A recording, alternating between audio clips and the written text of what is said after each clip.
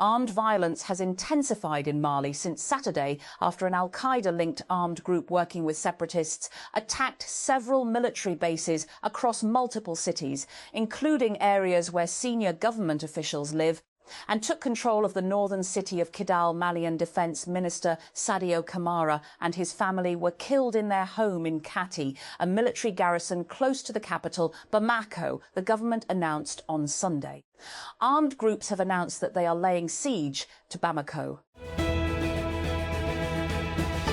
And the Panama Canal has emerged as the latest maritime flashpoint, with the United States and China exchanging barbs in recent weeks over influence in what is one of the world's most important shipping routes. Earlier this week, Washington and its allies in the region accused Beijing of detaining and holding up Panama-linked ships and claimed China's actions were a blatant attempt to politicize maritime trade. And the United States Supreme Court has voided a key provision of a landmark civil rights law by ruling that the electoral map of Louisiana had been drawn up unconstitutionally to create 2 black majority districts. The decision represents a major reinterpretation of the landmark Voting Rights Act of 1965, in particular, its provision designed to protect minority voters from having their political power diluted. The trial of 4 Indonesian soldiers accused of carrying out an acid attack on an activist who had campaigned against the expanding role of the armed forces in government has begun in a military court in Jakarta. The case has drawn national and international attention, with experts describing the soldiers' alleged actions as part of a broader pattern of repression amid growing concerns over rising military influence and democratic backsliding in Indonesia. Speaking at a televised cabinet meeting on March 26, the U.S. Secretary of Defense boasted of U.S. military successes against Iran in the ongoing war. Never in recorded history has a nation's military been so quickly and so effectively neutralized, he said, seated next to U.S. President Donald Trump. The very next day, Iran fired missiles and drones that struck a U.S. base in Saudi Arabia, wounding several U.S. soldiers and destroying a radar surveillance plane that cost 700 meters. The federal government has refused to restore gas supply to CNG stations in Khyber Pakhtunkhwa, according to official sources. Sources said provincial finance advisor Muzammil Aslam contacted Federal Petroleum Minister Ali Pervez Malik by phone and later briefed the chief minister on the response received from the center.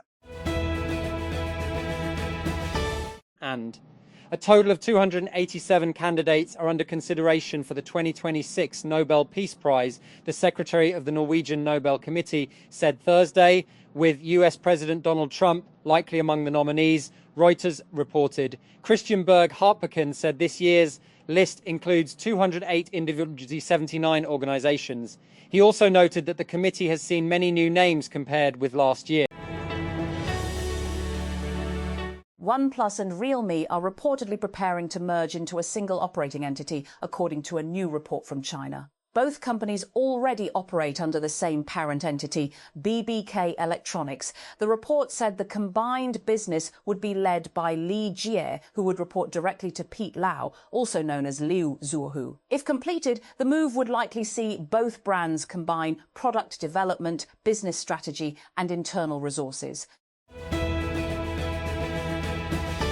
And Pakistan Telecommunication Company Limited, PTCL, has taken notice of recent media reports suggesting a possible change in EAN's, formerly Etisalat, investment position in Pakistan, and has strongly rejected such claims. A company spokesperson said that the reports circulating in the media are baseless and based on speculation, adding that such unverified information can create unnecessary uncertainty in the market. Motorola has introduced the Moto G47 as part of its latest product lineup, alongside the Moto G37, Moto G37 Power, Moto G87, and 3 Razr 70 series foldables. The new device brings a high-resolution main camera, fast refresh rate display, and Android 16 software. The Moto G47 features a 6 67-inch Full HD Plus LCD with a 120 Hz refresh rate for smoother scrolling and animations. The panel is protected by Gorilla Glass 7i and includes a punch hole cutout for the front camera. Iran's supreme leader Ayatollah Mojtaba Khamenei declared on Thursday that the United States had suffered a shameful defeat, defiantly rejecting a warning from President Donald Trump that an economically punishing US naval blockade could be enforced for months to come.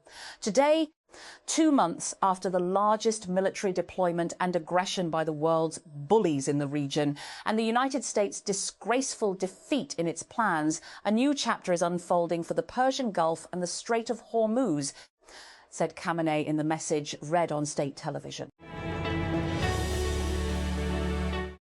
Amazon said on Thursday that restoring cloud computing operations in the United Arab Emirates, UAE, which were damaged in the conflict in the Middle East, is expected to take several months. Amazon's data centers in the region were hit by Iranian retaliatory drone strikes in early March amid the conflict, disrupting cloud services and making a recovery prolonged. Prime Minister Shehbaz Sharif on Thursday decided to extend the fuel subsidy for motorcyclists, public and goods transport by 1 month. According to a statement issued by the Prime Minister's office, PMO, the Premier decided to continue providing relief to the economically vulnerable sections of society during the current situation. Mali's capital city, Bamako, a major West African hub and home to more than 3 million people, is under a partial blockade by Islamist militants days after the country's defence minister was assassinated there. Our army isn't capable of protecting us. How are we going to get back home? A mother of 2 told the BBC, unable to re-enter Bamako after visiting her parents out of town. Pro-Palestinian activists say at least 22 boats from a flotilla carrying aid for Gaza have been intercepted by Israeli forces in international waters near the Greek island of Crete. The organisers of the global Sumud flotilla, GSF, denounced the action as piracy, saying those on board had been seized unlawfully more than 965 kilometres, 600 miles from Gaza, which is under an Israeli naval blockade. If you are visibly Jewish, you're not safe in Britain, the country's chief rabbi said Thursday, expressing the anxiety of the British Jewish community after 2 men were stabbed in a London neighbourhood already reeling from several recent anti-Semitic attacks. I'm sad to say that today's event proves that if you are visibly Jewish, you're not safe and far more needs to be done. Ephraim Mirvis told the BBC.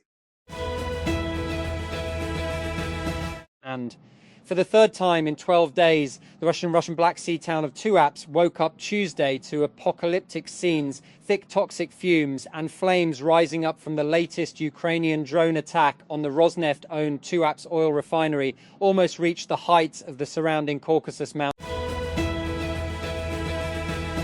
Israel's attacks on southern Lebanon have killed at least 9 people, according to the country's national news agency, NNA, despite a 3-week extension to the United States-mediated ceasefire announced last week. In the municipality of Jebchit, 3 people were killed and 7 wounded in an attack that destroyed a residential building. In the municipality of Toul, 4 people were killed and 6 wounded. While in the municipality of Haruf, 2 people were killed, and the attack also destroyed a house.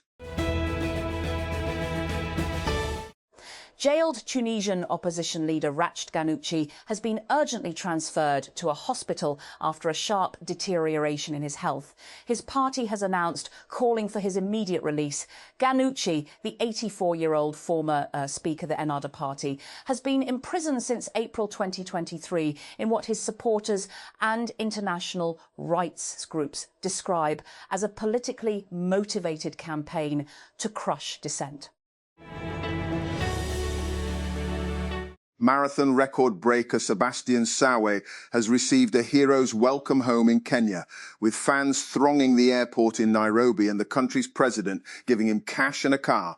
Sawe posted the first ever sub-2-hour marathon time of 1:59:30 when he won the London Marathon on Sunday, shattering one of athletics' most elusive barriers and improving on the previous world record by more than 1 minute. A joint letter by the executives of the world's top media organisations has called on Israel to allow foreign journalists to enter and report from Gaza independently. Being on the ground is essential. It allows journalists to question official accounts on all sides, to speak directly with civilians and report back what they witness firsthand. The top editors of more than 24 media companies, including the BBC, CNN, Reuters and the Associated Press, said on Thursday. United States Defense Secretary Pete Hegseth has clashed with American lawmakers over the cost of war on Iran in his first appearance on Capitol Hill since the conflict, now into its third month, broke out. The Pentagon told a hearing of the House Armed Services Committee on Wednesday that the US had spent $25 billion on its war on Iran, largely on munitions and equipment maintenance. You've heard of Instagram Reels. Now get ready for Netflix Clips. Netflix is redesigning its mobile app and introducing Clips, a vertical video feed intended to help users discover new content by sharing highlights from original Netflix programming. As AI-generated artists and tracks flood music streaming platforms, Spotify is rolling out a new Verified by Spotify badge to help listeners more easily identify authentic human artists. To receive the badge, artists must meet certain criteria. Spotify looks for an identifiable artist presence both on and off platform, like concert dates, merch, and linked social accounts on their artist profile. Profiles that primarily represent AI-generated music or AI persona artists are not eligible for verification. And panic gripped passengers of a green electric bus after an unidentified person hurled stones at the vehicle on Pehel Road, Rawalpindi, damaging a window during the attack. According to an FIR lodged by route officer Riraz Ahmed, the bus was travelling from Marir Chowk to Motorway Moor on Tuesday with around 100 passengers on board, including women and children. The Pakistani rupee PKR closed in green against the US dollar USD for the 151st consecutive day on Thursday. Meanwhile, it posted gains against most of the other major currencies during today's session. The Ri'i Hilal Research Council has indicated that Eid al-Adha is likely to be observed on Wednesday, May 27, 2026, based on its forecast for the Zilhaj moon sighting. According to the council, the Zilhaj moon is expected to be visible on the evening of Sunday, May 17, if weather conditions remain clear, which would make Monday, May 18, the first day of Zilhaj. FBR's newly shared list of custom values for the import of old and used smartphones has increased PTA taxes for importers bringing devices into Pakistan. This not only includes Samsung and Apple phones, but also OnePlus and Google devices. We have talked about Samsung and Apple phones' newly increased PTA taxes in Pakistan already, so it's time to shift the spotlight to other brands. Starting off with the Google Pixel 9 lineup, we will compare the new and old PTA taxes charged while importing these phones. The Sindh Building Control Authority, SBCA, has issued new directives for commercial plots and buildings, ordering immediate enforcement of updated regulations. According to an official notification, amendments to the Karachi building and town planning regulations have been implemented, making it mandatory to comply with the new rules before obtaining final construction permits, completion plans and no objection certificates, NOCs.